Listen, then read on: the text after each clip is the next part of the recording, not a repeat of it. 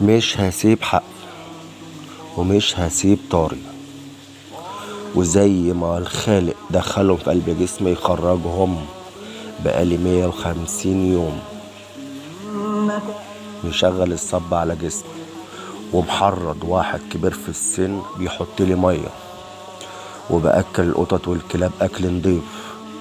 ربي إرهابي مش كويس، ربي متطرف. سيدنا محمد علمنا الدين يسر مش عسر، والقرين في جسمي مش من حقه يقعد في جسمي، ومش من حق البنت الشرموطه اللي في جسمي اللي تقعد في قلب جسمي عامله لي قلق وسط الناس، وبيقولوا دوت ابتلاء من ربنا. مش من حقها تقعد في جسمي لغايه دلوقتي، ومش عاوزهم يقعدوا في رمضان على الاكل. انا ليا حريتي وليا خصوصياتي، مش من حقهم يقعدوا في قلب جسمي. ده رب ارهابي متطرف همجي بيبتلي الناس بقله الادب والقذاره والوسخه في البيوت. رب غير مشرف عندي، لازم يخرجوا خالص من جسمي.